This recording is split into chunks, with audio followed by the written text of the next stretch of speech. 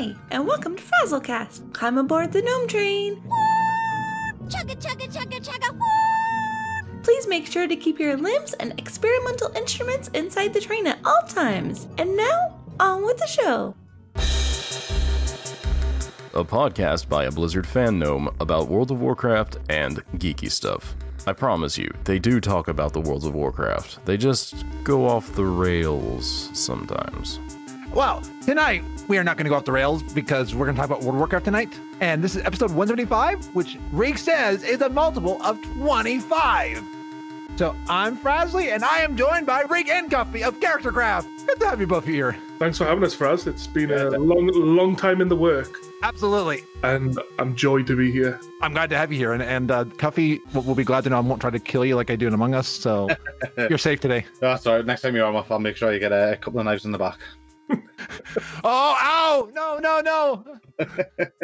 And I mean, I had a very nice backless dress yesterday, so it's easier to stab me in the back now. There you go. More skin. Even better. It's easier to paint a target on your back now. Exactly. Yes. Can't hide as easy. I look so fabulous, so it's hard for me to hide anymore. But you know who also can't hide is our good friend Epic and Sandy. Epic and Sandy, what time is it? It's time to go around the table. Great idea. So what did we have to recently? We will actually start with Rig, who knows that line like by heart. Past week, I've had a pretty rough one. My luck went downhill last Saturday when I was heading to our D&D night with friends that Cuffy didn't join us on. And I was travelling down the motorway and my car broke. So I've got a nice £600 bill there to fix a turbo in my car, which is fantastic. Wouldn't have happened if Cuffy had a drove, you know. Oh, boy,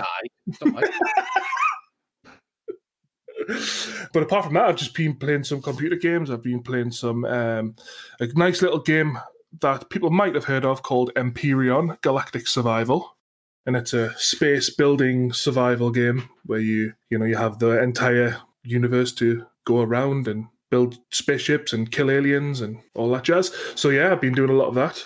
It's fantastic. People should check it out if they haven't heard of it. And apart from that, just work Fraz, and obviously gearing up for this amazing recording tonight. I mean, right beforehand, you watched the Maldaxia short, which Cuffy and I have not seen yet because I could not get my audio to work in Chrome for some reason today.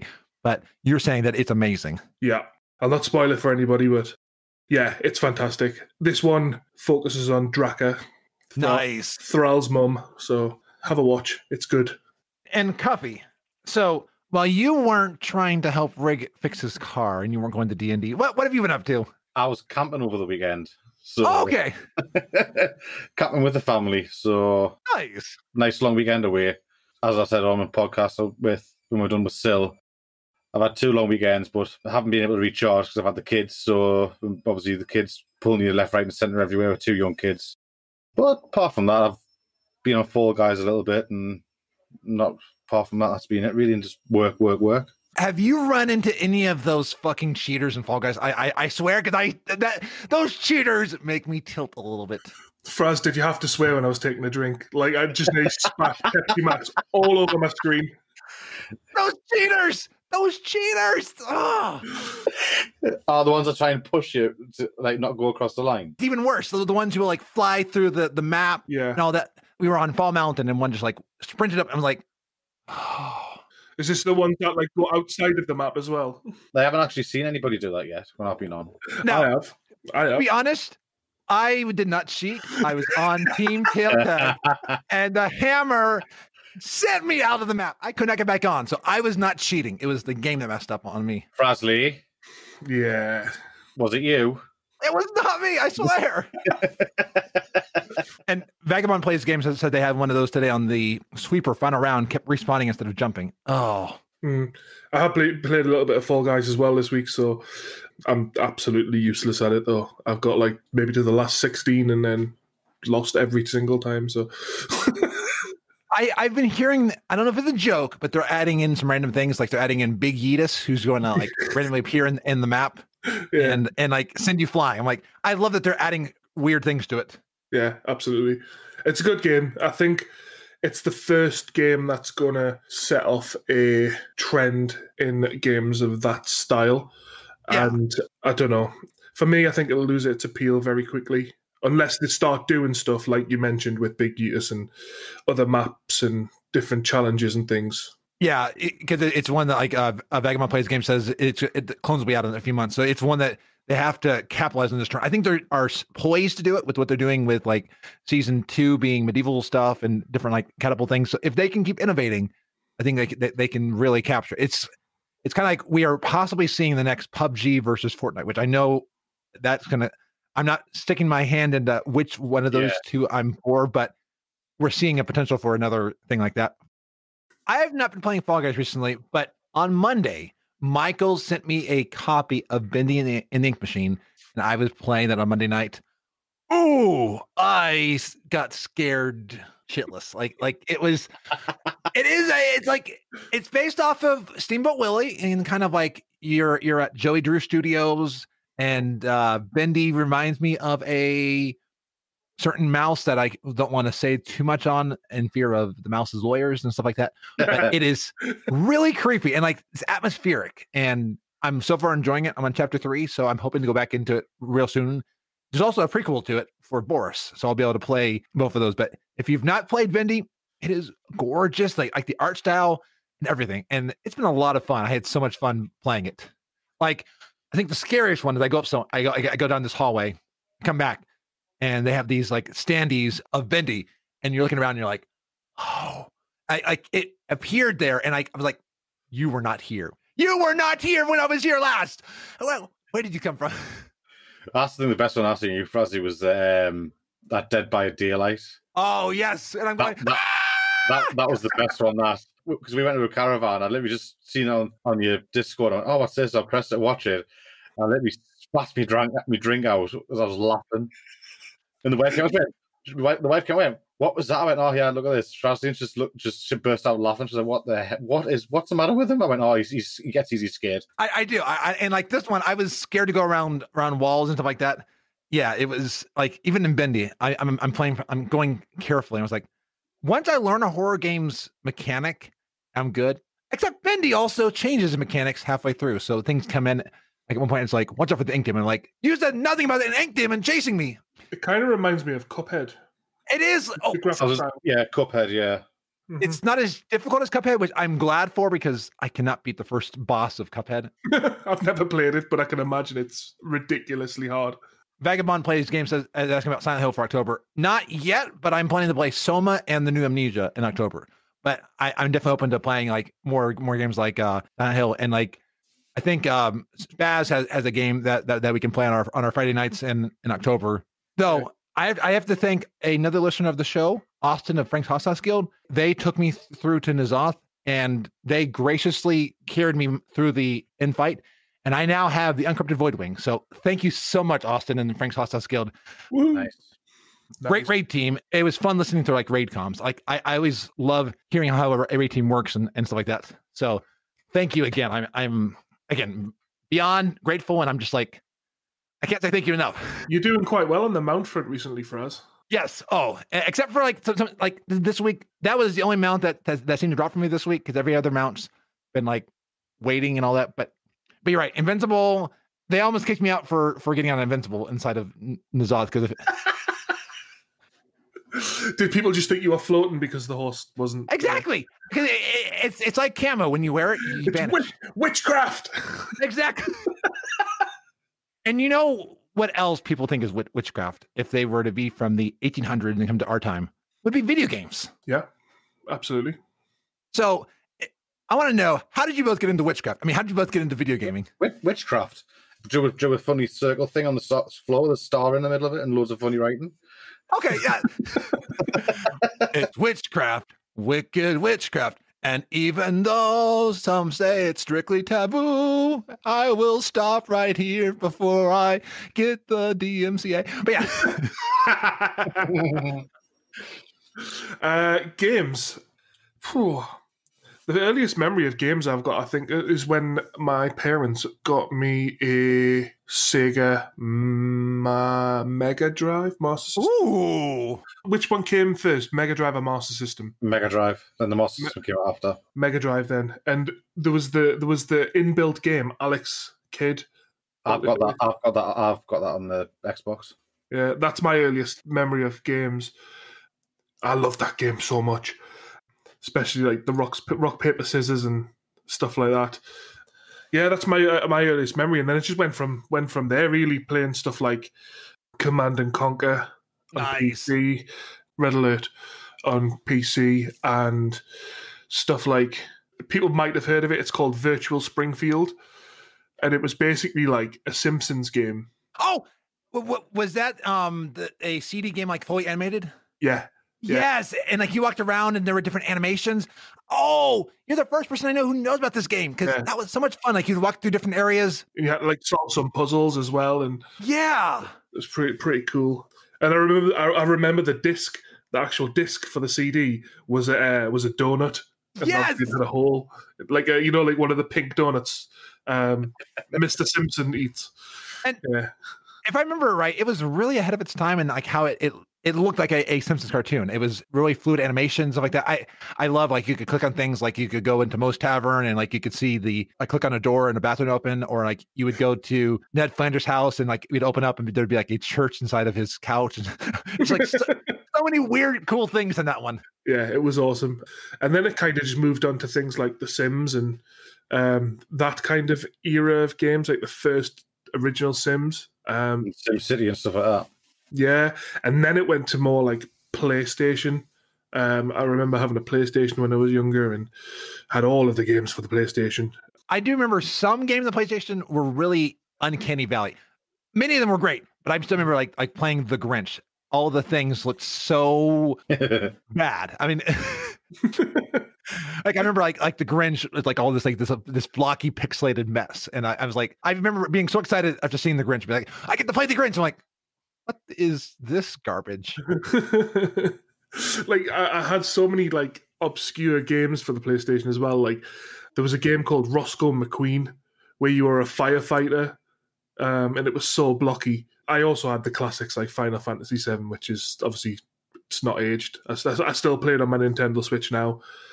Vagabond Says OG Tomb Raider. I played that. Yes. Locking the butler in the freezer. Yeah. Swan diving off the highest thing possible just to break Lara Croft's neck. I kind of switched over from PlayStation to Xbox. And then I was Xbox and then PC when Warcraft came around, and when I found Warcraft, and that it's just been Warcraft and PC games ever since, really. I find it interesting that this next generation, especially of the Xbox games, that Microsoft's going for the thing that we really don't care what you play on.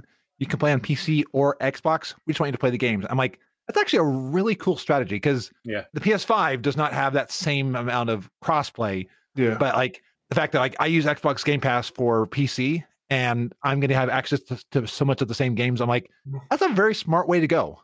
Yeah. It's inclusive. It makes people or lets people who might not be able to afford an amazing PC, lets them play or sample the games available on PC and on their Xbox, and people who might not be able to afford an Xbox but might have a PC, they can play the Xbox games as well.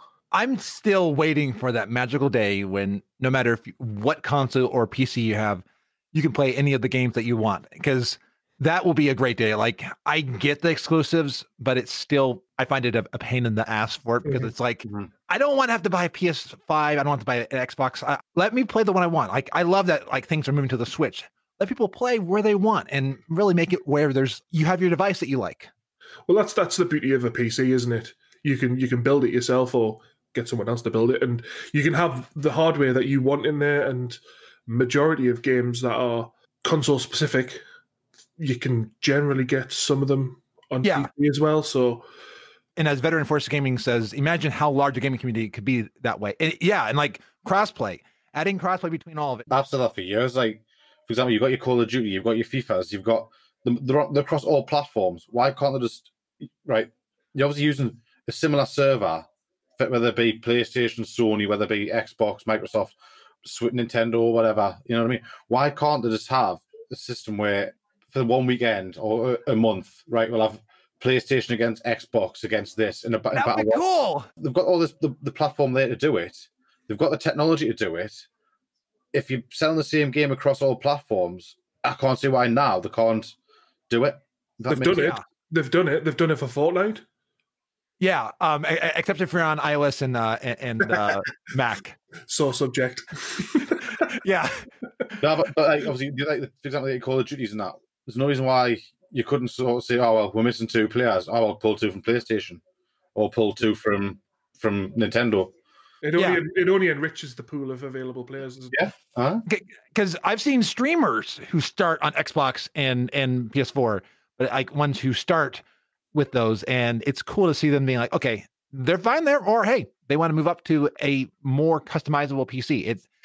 I do know like one streamer who doesn't ever game on their PC, but they offload the streaming their PS4 to their PC using a capture card, and that way you get the best of both worlds. I mean, I still live in this utopian idea, but Cuffy, I assume you didn't get into gaming with the utopian ideas. I assume you started way back in the day, back when they had like the Atari 2600 and stuff like that. My first console I remember, was the same as Rig, was me granddad had a Sega Mega Drive, and I remember going over to my granddad's and staying over and sitting playing hours on end, Desert Strike, Urban Strike, and Jungle Strike. Oh, what game! They are amazing games. And guess what? I've actually got the Sega Mega Drive over there next to the TV with them games. Yeah. Nice. Then I've got obviously Sonic 1, 2 as well. That's my first memories of games, was sitting with my granddad for hours and hours and hours. I always remember my granddad had this little book with all the codes in for the levels and what they were.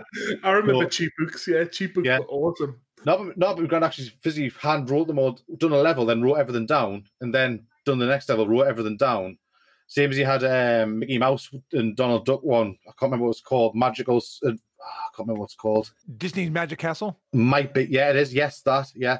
My granddad done that. My granddad played the whole game and he wrote every single level down, like King of Hearts, Queen of Diamonds, Jack of Clubs, for the codes for every single level. Wow. So that was a big thing for me and my granddad. And obviously, when my grandma passed away, when my granddad was obviously by himself, I went and bought a Mega Drive for him. I went, look, he has a Mega Drive for you to sit, so you're not just sitting bored on a night. He rang us up like 3 days later. Can you come set it up for us? I don't know what cables go where. So I went and set it up for him, and he tried playing. He couldn't play it, but he says just looking at the game, he says it brings back so many memories. That's awesome. Have you still got that book? Nah. Oh, I don't know what I'm saying. Obviously, when he passed, obviously when he got rid of the Sega 10, 15 years ago, he took the book out. I went, I should have kept that book. Mm-hmm. After that, I got a PlayStation, and my cousin got a Nintendo 64. So what me and my cousin used to do was swap consoles. So I remember playing GoldenEye on the N64. Oh yes, with the big bubble, with the big balloon heads. I was about to ask about that because I loved that. So I had that, and then obviously with the PlayStation, I remember playing Top Gun touring cars. Oh yes, I remember playing that. That might just be a European title to touring cars, but yeah. Which apparently I was read some stuff on the British Touring Cars Championships. They actually partner up to bring Top Gun touring cars back out on the new consoles. Nice. Ooh. Which is really quite cool. But then after that, I went from PlayStation 2, and then from PlayStation 2, I went to Xbox, and then being Xbox since, and then same as Rig, once Warcraft came out, it was laptop and then PC. So you both mentioned Xbox. Do you remember Halo? Because I was watching these videos of. I've got the Master Chief Collection there. Nice. I've got that there. I've got Halo 4 and 5. Got a good thing. I've got a story about Halo 4. Remember when it came out in the big collectible tin? Yes. Yeah. I ordered that, right? But it was when Rig will probably know this. It was when the postal service went on strike. Oh yeah. So I'd ordered it, hadn't came, so I left it like 2-3 weeks after the postal strikes to let the post catch up. So then I rang. This is how old it is, Rig. I rang play.com. Okay. And I said, it hasn't came through yet. And they're like, we'll send you another one out. Obviously, it must have been lost in the post. Hung the phone up. What comes through the door? Yeah. Halo 4 collector's edition, metal tin. 2 days later, what comes through the door? Another one. Another one. Nice. I love being like lucky like that. I went to buy Pokemon Heart Gold for the DS, I think it was. I bought that, and I bought a couple of other games as well, and they only actually charged me for the Pokemon Heart Gold, so I saved something like 50 quid. Nice. It was actually in a shop as well. I didn't buy it online, and they just must have scanned like one of them and forgot to scan the other ones, and I saved like 50, 60 quid. But what you do is you pick them up, like there's only one there, don't you? Put them in the bag. Yeah. Run out the shop. Out the shop and out the door. Right, go! FrazlCast does not endorse stealing and trying to rip off source. It's not stealing. It's not stealing, it's a human error. Okay. It was not intentional. Okay. Yes. But with the money that you saved, though, I bet it then you're able to apply it toward World of Warcraft. Because how did you get into Blizzard and World of Warcraft? I dread to think the amount of money I've sunk into World of Warcraft. Like, I dread to think. Same, yeah. I'd love to go back through all the years and just add it all up. £10 every single month, month after month after month. It'll easily be like thousands, coming up to 10,000, I would imagine. Yeah, I think you can look at that up in your BattleNet. Don't go there. I one time went and I was like, no. I'm looking away. No. I once did that for my Just Eat account. You're joking. Oh. When was that? When did you do that? Oh, ages ago, but it was like in the hundreds of pounds that I'd, like food I've ordered online, just like pizzas, kebabs, pizzas. Yeah, but the amount of money I've sunk into Warcraft must be scary. And Warcraft, like I got into it when I was at university. My friend and regular guest on Character Craft, Chris, we actually were in the rooms next to each other in the halls of residence at university, and Wrath of the Lich King had just came out. And Chris and another guy in our flat were like geeking out over it, and I was like, what's this? Show me this game. So he showed me the game, and I was hooked straight away, just absolutely hooked. I made a tour in Hunter because I was just besotted by these amazing, massive cow people. Yeah. And yeah, just went from there. It was always like him trying to teach me how to play, or me not being as receptive of how to play. Bit like Cuffy is now, to be fair. Oh! I'll agree with that. And it was every question was answered with read your quest text. Read your quest text and you'll find out where you need to go. Because this was before like TomTom was kind of integrated into Warcraft and telling you where to go and marking it on the map and stuff. And before everything was like, like surrounded by a yellow line to show that you need to collect it or click on it. So it was just like read your quest text and you'll find out where to go. And now I tell Cuffy that. I take great joy in telling Cuffy that he needs to read his quest text. I don't, because I've got autopilot on. True. Yeah, I will say, especially in Shadowlands, I think you do need to read your quest text, because when I first went into Alpha, I did not read the quest text. I was trying to like not get any spoilers. I had no clue what was going on. I was like, where do I go? What do I do? So now when I went into it to finish all the story, I found I did read the quest text now. And now I finished everything up to Revendreth. Right. So yeah, read your quest text in this next one, or get an add-on that just tells you where to go. Oh, I plan to. I'm going to read everything the first time round. Back then, it was like Chris was quite close to being like realm firsts and things like that. So come on, we'll do it together when new expansion comes out and things like that. And it was like we were pushing for realm firsts, and we realistically we were never going to get them. That was the kind of mindset that I started playing Warcraft in. It was like rush through everything. So now I kind of have to say to myself, slow down, read everything, take it all in, because you do a podcast about World of Warcraft and you need to know. I will say I'm glad I don't do a lore podcast, because I don't know how all these people that do these lore podcasts, like Ali, Jen, the people at Blizzard Watch, I don't know how you all do it, because I can't even pronounce names right. I was going through Firelance. I kept calling one of the bosses wrong. I don't want to say the name right now, because I knew if I say it wrong, I'm going to get it wrong. So I'm just not going to say it. Go on, say it. Do it. Alice Rizor. Alice Rizor.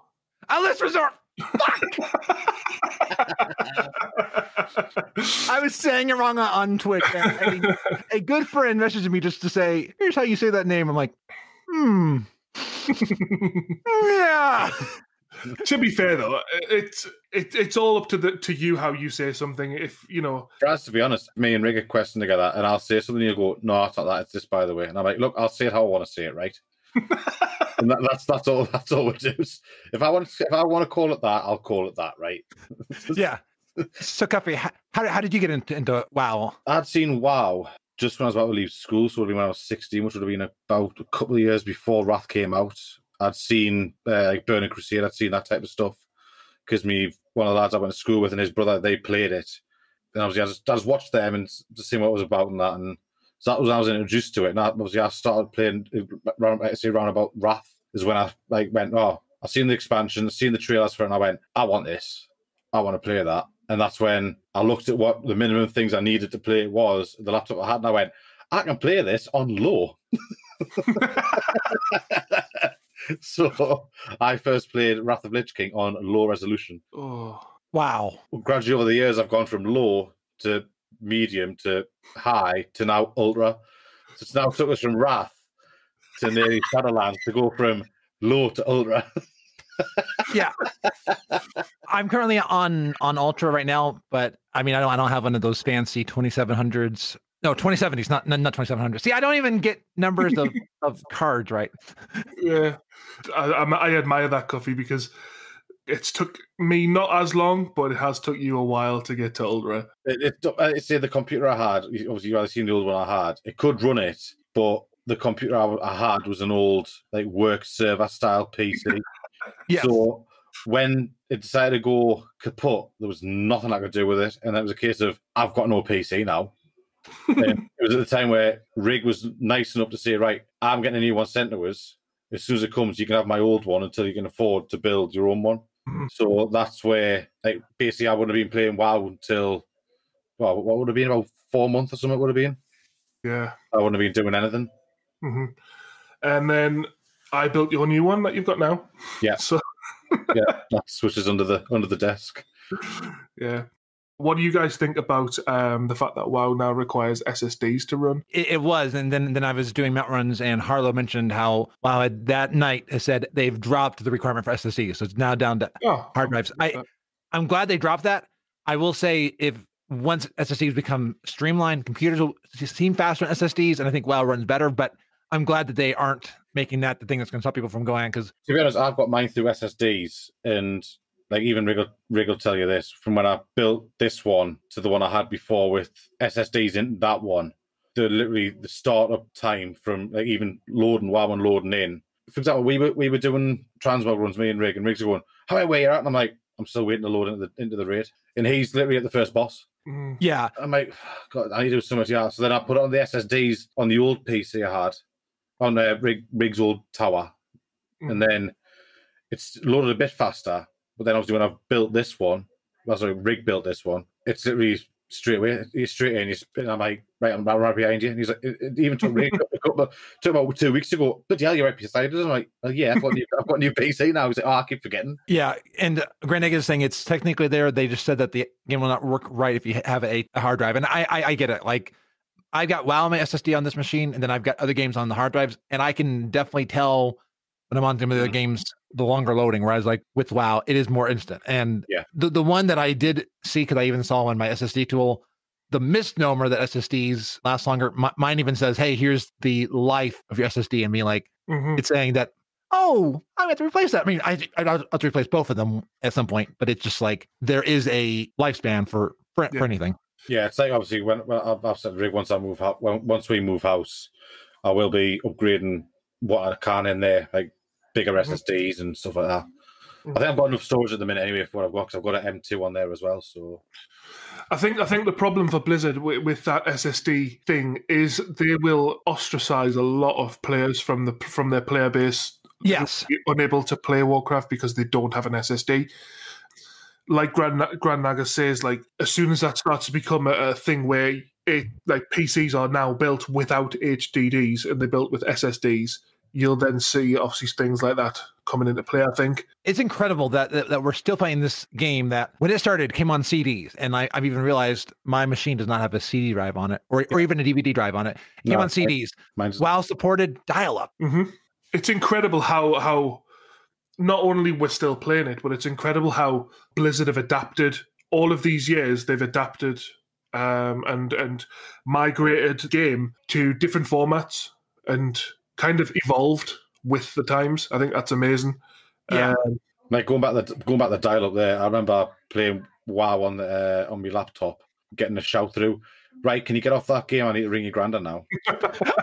when I was in the middle of a dungeon, I'm going, oh no, let's just finish the dungeon. No, I need to ring now. I was like, oh.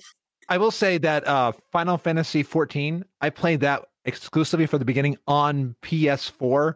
I was playing with PC players. Well, back then when I had my Vita, and I still have it, but I haven't turned on it in years. But I was able to remote play into my PS4 to play Final Fantasy 14. And I was on vacation. I think I brought my phone and my Vita with me. I was remote playing into my PS4 from, I think, Wisconsin. Because I'm in Ohio, so I was pretty far away. And it was cool to be playing Final Fantasy 14 on a Vita elsewhere. And like I remember being in Oregon, we went to this. The hotel had horrible Wi-Fi, so we went down to this Wegmans, and I'm in their Wegmans cafe because like there's an event right now. So I do love that. I cannot wait for the fact that I hope Blizzard's working on a cloud version of WoW in some way that can connect to your PC, because I would love to be on my phone somewhere playing WoW officially, because it's not really allowed in their terms of service. So I'm hoping that means that Blizzard's working on something, because that would be so cool. Be anywhere. I mean, could you imagine? Well, raiding probably would not be so well, but can you imagine like fishing somewhere or like doing stuff? They kind of are doing the mobile with the new companion app, and they've even been saying, if I remember an interview right, they're now developing the mobile app in addition to the mission table and the new Shadowlands is being developed side by side with the mobile, so it's not going to be quite so tacked on like it did feel. I think it'll be a bit interesting. How would you play it on like mobile on a mobile? Like, well, they've added controller support, and that is for like accessibility. But you can now connect Xbox and PS4 controllers to phones on Android and iOS. So so you could connect your phone to your controller and then play certain things. It wouldn't be quite the full experience, but that would be really cool. And yeah, I've just got the new Samsung Galaxy Note 20 Ultra. Nice. And that has the whole Microsoft compatibility where you can plug a wireless Xbox control into your phone and play like all sorts of games on your phone. Using your phone as obviously the screen attached to the controller. Looks amazing. And I know NVIDIA's been doing stuff. There's been other things like the Shadow's been doing stuff. xCloud's doing stuff, PS Now. So it is exciting to see where this stuff goes. But one thing that before we go on in the show, I want to do a little backtracking with the two of you, because you mentioned how, Rig, you helped Cuffy get a new PC. I take it with that you two are pretty good friends, if not best friends? Unfortunately. love to hate each other. Oh, hey, that's good. So how did you two meet? My wife is friends with Cuffy's wife's sister, and it was just through that way, just kind of, part of families really, I suppose, and families and friends, and just kind of got on, and I just started bullying him from day one, really. Started off with obviously like wrestling, having wrestling in common, and then it got into motorsports, and then it got. I think once we gradually got taught a bit more, I was like, oh well, what games do you play? And this and that, and I was like, right, well, I'll do this. And I think literally the thing is, I think me and Rig get on better than me and my brother-in-law, because me and Rig's got more in common. So it's basically just through common interests, and we live quite close to each other, and we obviously both discovered that we played Warcraft, and then that was it. Really, just kind of. I loathe to say this, but we're like kind of best mates.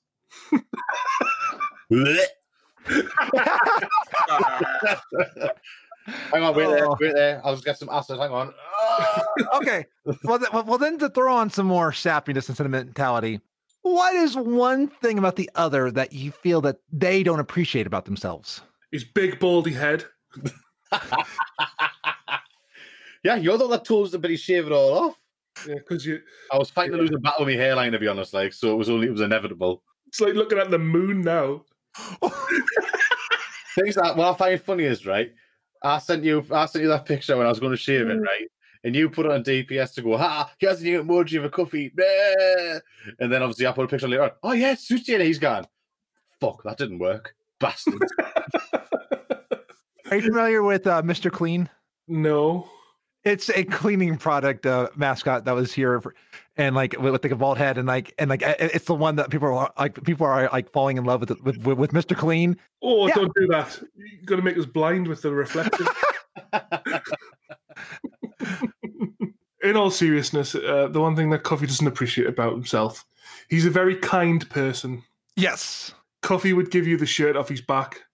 I mean, he'd realise that it was too late when he's freezing his tits off. Yeah, I've got enough fat to and hair. But yeah, Cuffy would give you his last penny if it made your life better.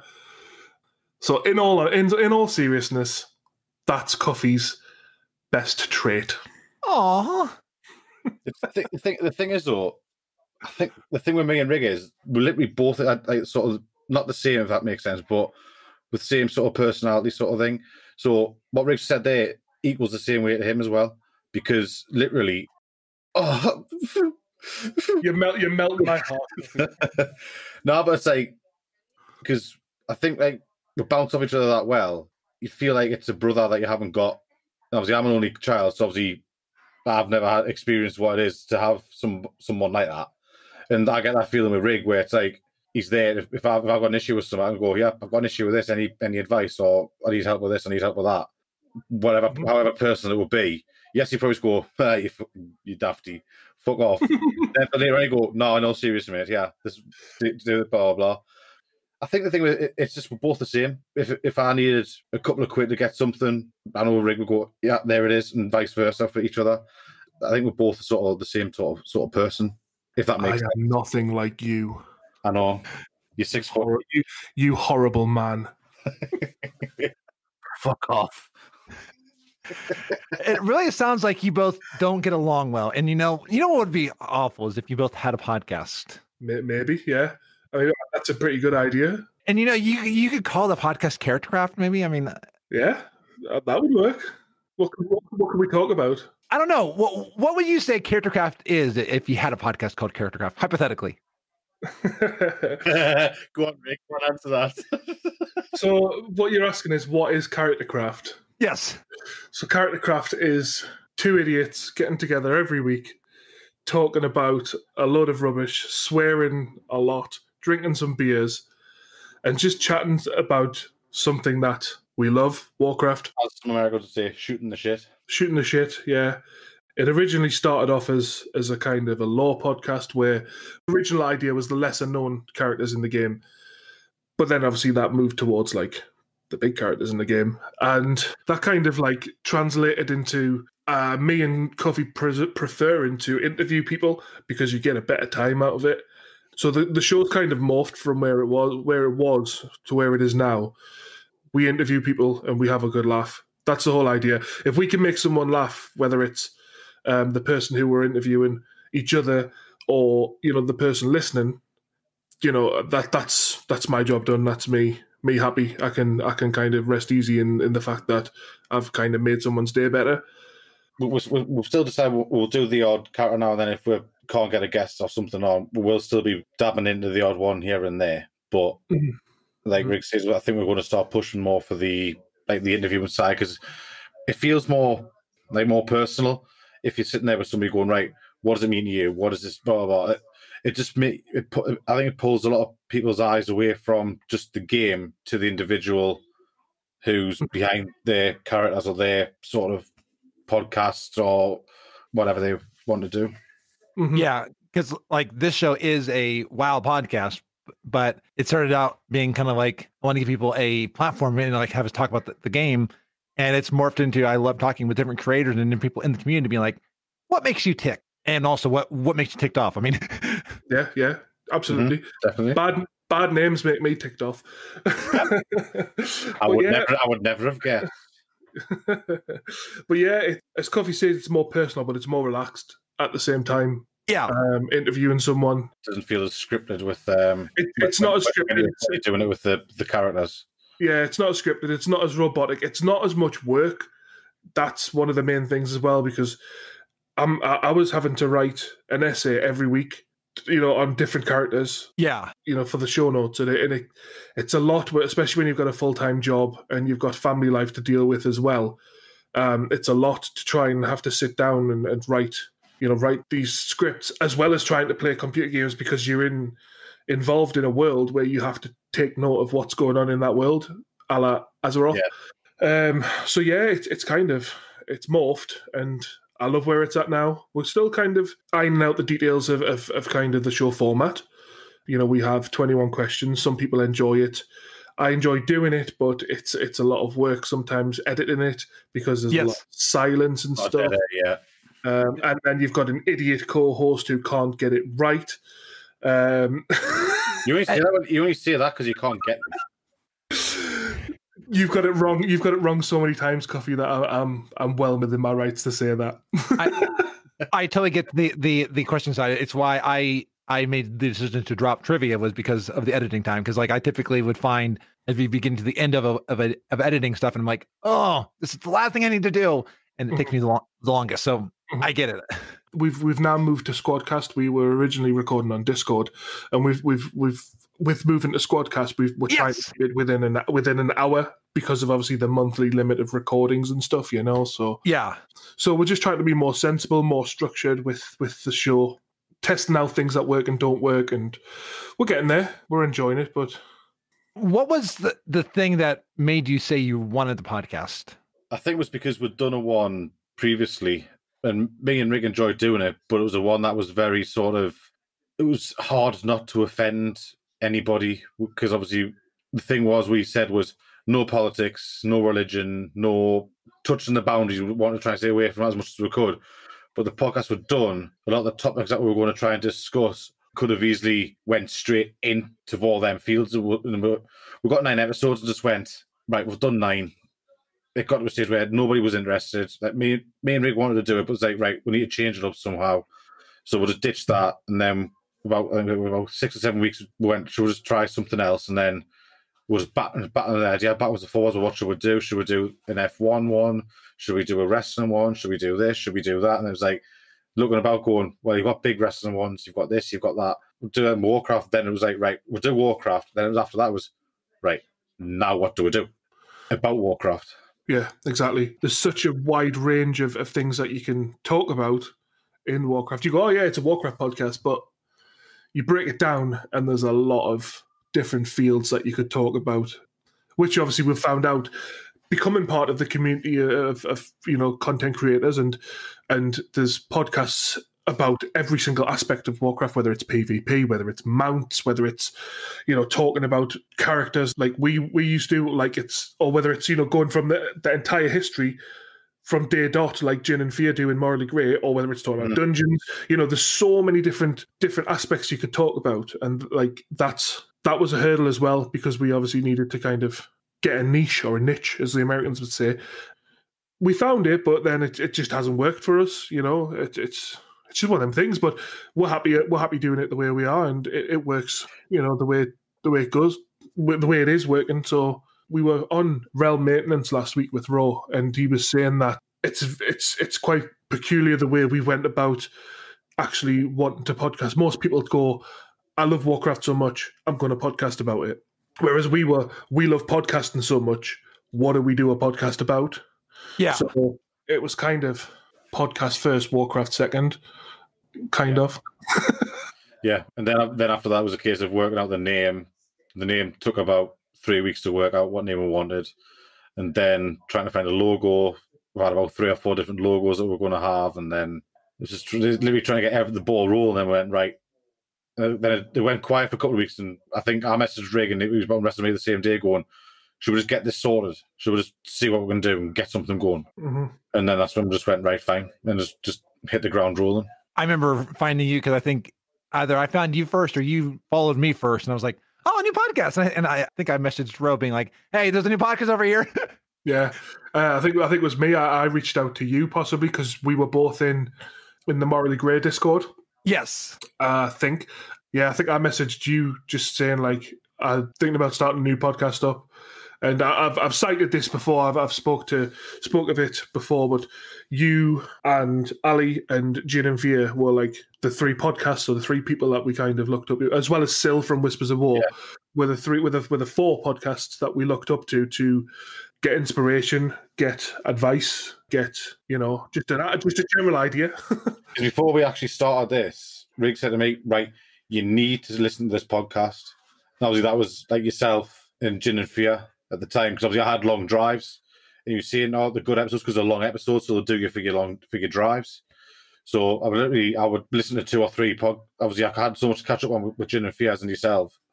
I would put on the drive down, I would put Gin and Fear on the way drive back up, I'd have you on. So obviously, you had like 6-7 hour drives easy every 2 or 3 days. So I was listening to 2-3 podcasts a day. That got us more into the itch of going, yeah, we definitely need to do something here. We definitely need to do something. And that relit our fire to go, right, we need to do this again. Because everybody has a perspective and a view on the game I think that there needs to be more podcasts. I'm glad that you are always striving to improve, because you want to get better and you want to make as good of a production as you can for your listeners. And that is something that I admire, because it's one thing I do with this show. I want to give the best quality possible. I mean, that's the whole reason behind us applying and joining DPS, Dragon Powered Studios, because we were worried in case it wouldn't go through. So like, do a day, don't well, like, oh. So there's no better place to be than with like-minded people, and people you can bounce ideas off and kind of get new eyes on, not new eyes onto your product, but new eyes onto the way you're doing things, your methods and methodology. Yeah. Whereas we could go, we want to do this, and then Frazley or Tom or Amanda or Marty or whoever could say, well, maybe what happens if you did it this way? It might be better. Or it might not be better, but it might be easier to do things that way, and that was kind of the idea. We wanted to kind of grow ourselves that way in knowledge, not so much listenership, more like knowledge and kind of being better versions of ourselves and better versions of the podcast, Well, we're trying to be. Yeah. It's hard when I've got you on my side. It's hard on you. It's hard on you. Keep dropping out. Oh, burn! And that's one thing I love about DPS, is because I like that everybody is trying their hardest, and like I find I want to be just as good, if not better, than the other shows on the network. So I'm always striving to reach that same level of quality as the other shows. And it's that awesome thing as well. Like, I had quite a hurdle a couple of months ago, where I was just kind of not in the right place mentally for podcasting. I was getting a text from Cuffy, and it was like, "Do you want to record tonight?" And I'm like, oh, no, I don't. I kind of fell out of love with it, and being part of DPS, you've got people there who are kind of put an arm around your shoulder and go, "Come on, it's like we can get to that next goal." It's like kind of running a marathon, and hitting each. I mean, I could never run a marathon. I'm fat and lazy, but but it's reaching those tiny little goals step by step. You've always got someone there to kind of put an arm around your shoulder and guide you to your next goal, or help you to your next goal, and that's kind of what we're aiming for, or what we were aiming for, or what we still are aiming for. The sky's the limit, isn't it? Absolutely. And if you're a gnome, then the waistline's your limit. Exactly. And I have to ask that before we go, I want you to put your arm around somebody who's currently wanting to be a podcaster. What advice would you give them? Little steps. That's what we've started off with, and by no means am I saying it's the recipe for success, but take it slowly, take little steps. You're not going to be Joe Rogan overnight. Don't be too judgmental on yourself, because like even Jin says, you listen back to the first 2 or 3 episodes of Morally Great, and he's like, "Oh God, I hate them." Well, Frazley said that to ourselves, and he said, like, your first episodes or first couple of episodes are going to be shit. I am glad that you prefaced that I said about my own show. I did not say that about Morally Great first episodes. But yeah, like I feel like the first episodes of FrazlCast were like, they're in my archive to show where I came from, but I'm not proud of them. Yeah, just take it slowly. That's the mantra that me and Cuffy have been living by since we started Character Craft, and we're just kind of taking each little step as it comes. Try and be the best you can be, because everybody tries to be the best they can be, but just take it slowly and don't be too harsh on yourself, because you know, there's no worse critic than your own self. And if you can kind of get past your own self-criticism, it's probably not as bad as you think it is.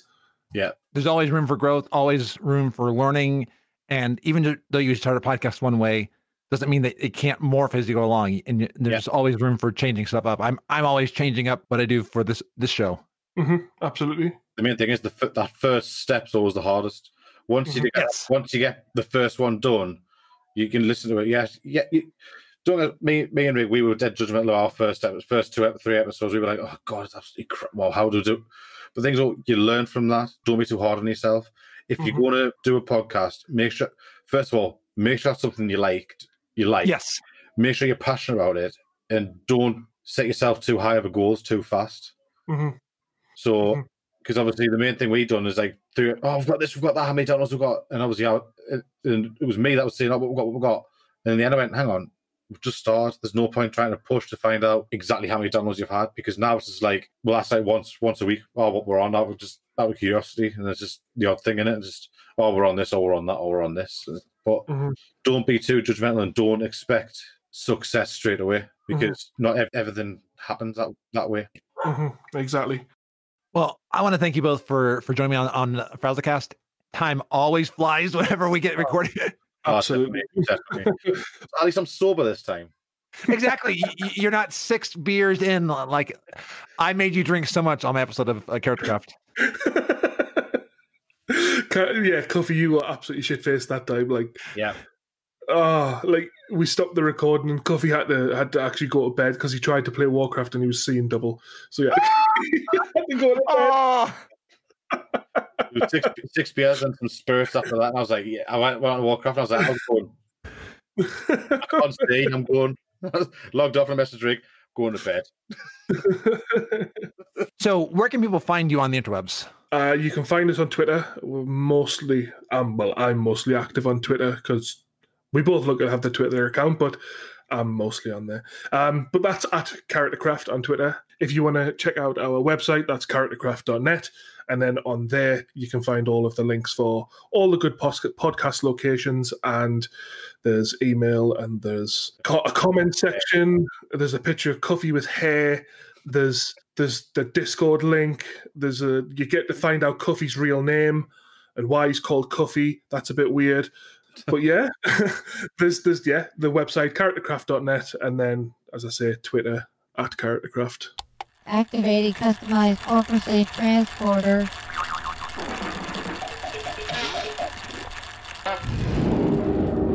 Well, I'm back above Ironforge until we one day reclaim Normagon. Wow, I'm a gnome. Let's look at what has been happening in the community. Awesome. Let's do that. So Shadowlands is coming soon. We are speculating possibly the 15th to the 22nd. Well, runs for the Uncrypted Voidwing are happening right now. Follow at Friendship Mount on Twitter to find when these runs happen. Make sure to get your AOTC before the Uncrypted Voidwing takes flight with the Shadowlands pre-patch, which is so fucking close! I can't believe it! Each group is raising money for a different charity. Perky Pugs is continuing to raise money for Rain this month. They've raised over $13,100 so far. And our good friend and fellow warrior Dust Mephisto is doing weekly weekend AOTC carries. Horde on Saturdays and Alliance on Sundays, starting at 3 p.m. Pacific until the Shadowlands releases. He is raising money this month for ASAN, and it's already raised over $3,100. Oh, and make sure to check out the post that Icy Veins did on Dust Mephisto. He is apparently at 99% collected one-handed sword transmogs. Wow, I love that! The Guild, The Outcast, is doing 1 to 3 runs per week to raise money for the Humane Society of Tampa Bay in honor of their friend Shady, who passed away last year. Details are available in the Wildhead post. They are fundraising and also selling shirts with proceeds going to the cause, and so far they've raised over $2,200. And did you see the amazing Afterlives Bastion cinematic? Well, I mean, Mount Draxus was also amazing. I just saw that one too. Well, do you want to remember the Bastion cinematic on your phone or desktop? Wildhead reports that members of our community have put together wallpapers of this gorgeous cinematic. And I love memes, and Ice Veins reports that r/WoW is never going to give you up or run around and desert us when it comes to these memes. You need to see these Afterlives Bastion memes, as I don't want to spoil them. I've got a link in the show notes, as with everything else I talk about in this section. And then Kaz retweeted Worgen art by Laura Norwood. And then Amy made art of my bestie, Jetta Faye, showing their Night Elf. Oh, it is amazing. I love it. And then Carney Calamity has some Gnome Bard cosplay. And if you want to make your gnome look stylish in game, you have a gnome character, don't you? Then you need the Better Wardrobe and Transmog add-on that Lito on Twitter mentioned. Rosenstern told me in the ATA chat that he liked this add-on after I retweeted it. And then Grand Negus told me about Sharm's new WoW parody called The Blight. Anytime Sharm has new stuff, it's music to my ears. And then Garristar of Technically PvP is doing a PvP pet battle tournament September 26th at 10 a.m. Pacific, 1 p.m. Eastern. He says his plan is to run it over 1 day, maybe 2 if there's enough participants.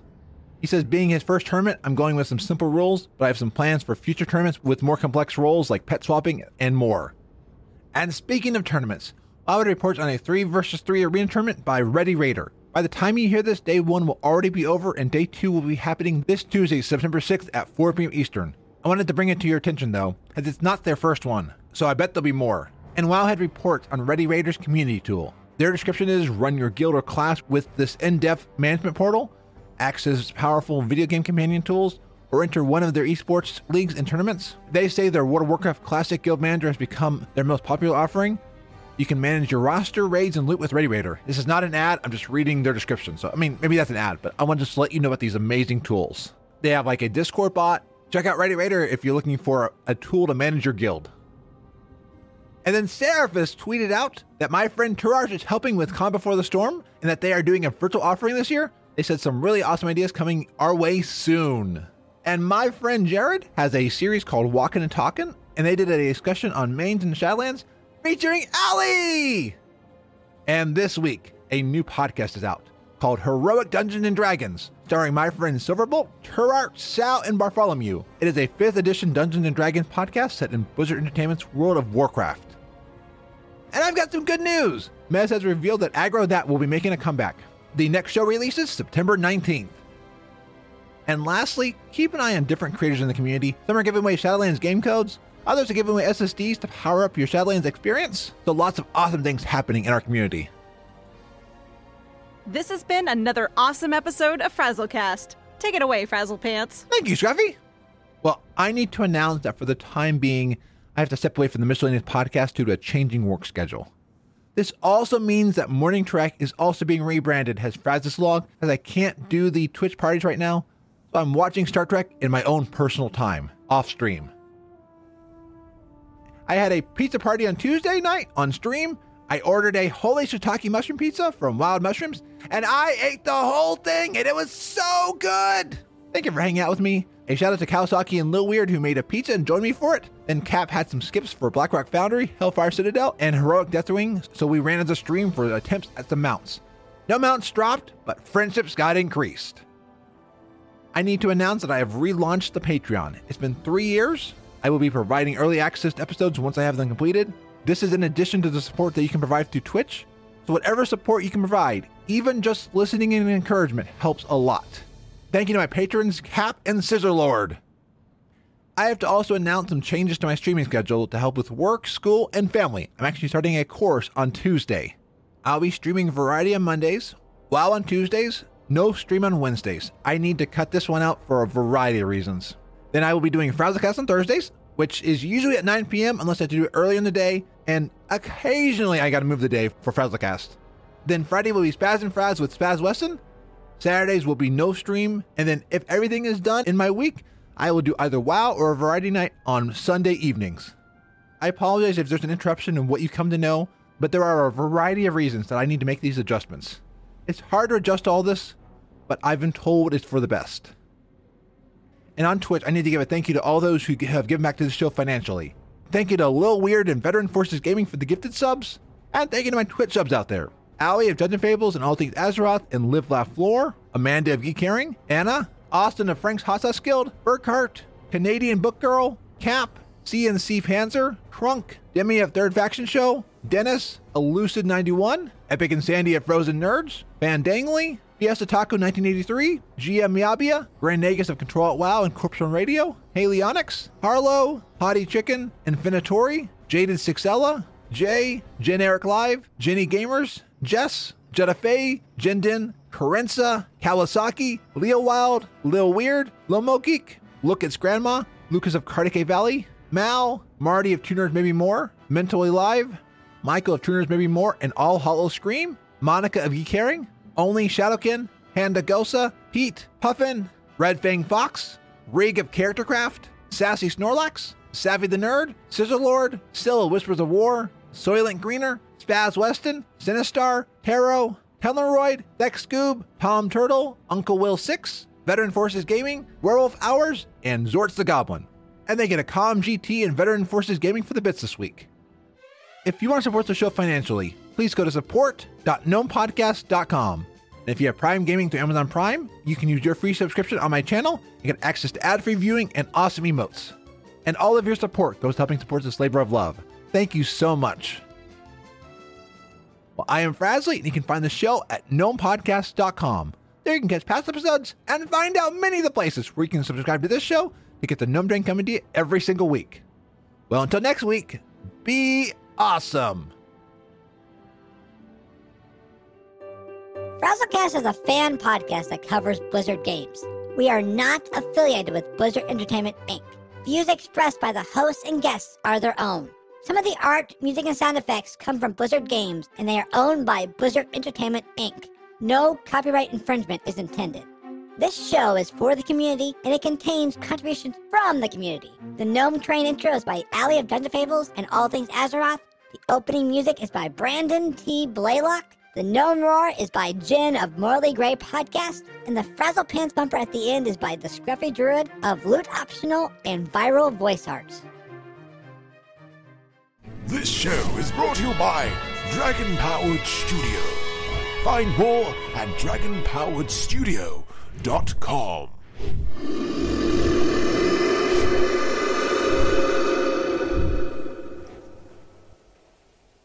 It's been fun. Farewell!